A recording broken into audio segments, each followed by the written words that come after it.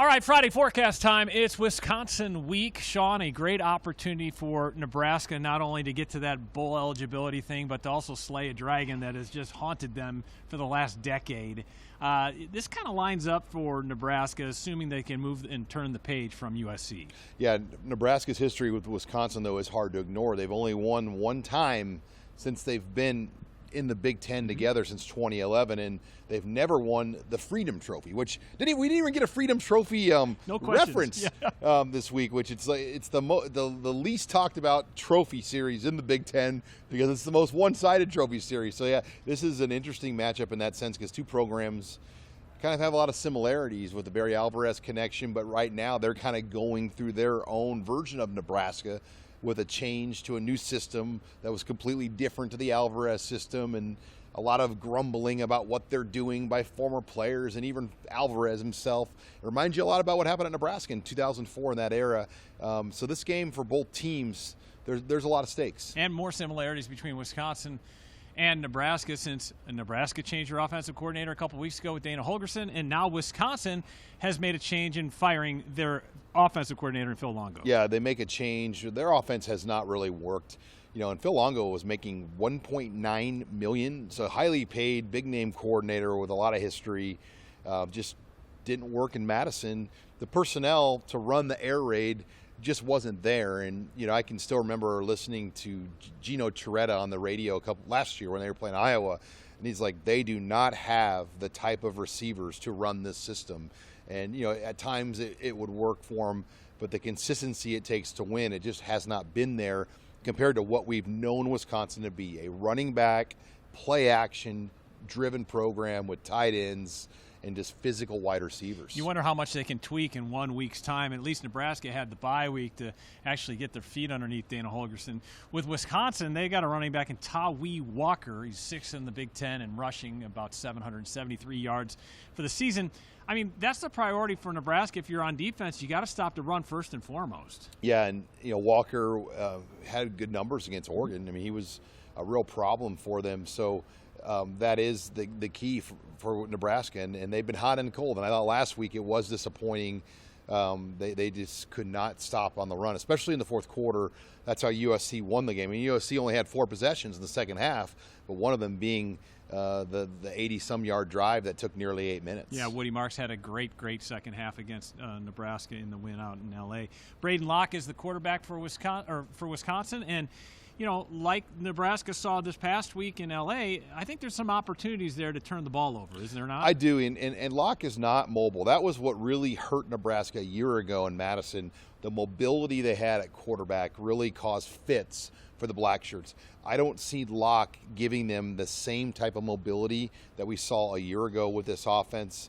It is in Lincoln as well, so you hope maybe the crowd noise can be a factor. I do think this is going to be a hungry fan base for Nebraska.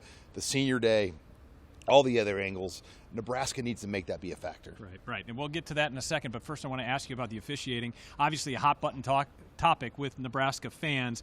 Matt Rule was kind of saying, basically, you know what, he's tired of getting the apologies. He said that a few weeks ago. Basically say Troy Dannon, that's his department now. He's just trying to get his team ready. But there's no escaping that there is an issue, and Nebraska, for whatever reason, seems to be on the wrong side of those calls. Yeah, and look, it's everywhere in college football, though. I think a lot of fan bases have similar complaints. For whatever reason, officials have swallowed the whistle on some pretty big moments, particularly an obvious pass interference hold at the end of the game, which would have given Nebraska another opportunity for an untimed down to try to tie the game and have a 2-point conversion to tie it. So that was disappointing at the end because it was there. It reminded me of a couple years ago at Wisconsin when Xavier Betts was held in a similar way. They swallowed the whistle in that situation too. And to be fair, they also didn't call one PI the whole game. There were definitely holdings and plays down the field that weren't called in that game. Nebraska may have gotten away with a couple, but man, they had so many opportunities to make plays as a team. Particularly Tommy Hill had an interception in the end zone. Nebraska had an interception they could have gotten. There were 2 or 3 of those moments. The defense, they need to make those plays if they're going to win on the road. All right, 2 more. One, Dylan Raiola, how much do you think of a jump they'll make in terms of offense between week 1 and week 2 with Dana Holgorsen? You know, we always talk about that analogy when you start the season, but now you have a new OC. How much of a jump will they make in the second week with Dana Holgorsen? I really thought the running game was an under-the-radar story because I do think Nebraska found a few wrinkles. Look, 7 of the 18 running back runs converted first downs. 4 of the 18 runs were 10-plus yards. They just didn't run it enough because of the way the second half was and the way they got down. I think Nebraska, though, can go back to some of these run elements.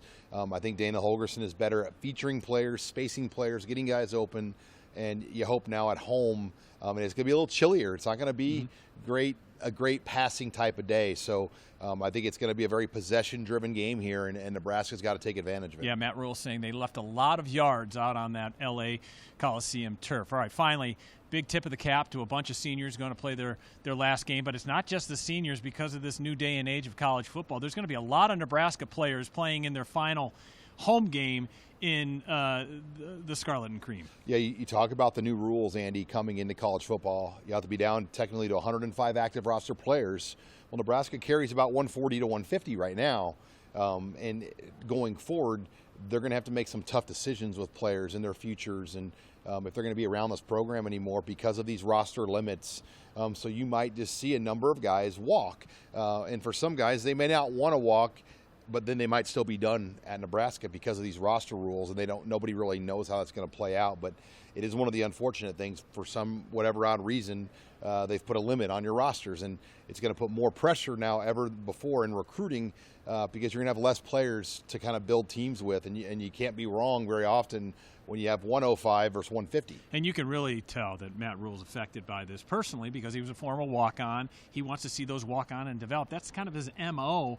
And 2, you could really tell that Matt Rule wants desperately to get these seniors, the Ty Robinsons of the world, a victory in their final home game. Well, and think about this, a bowl trip for all 150 players because you take your whole team.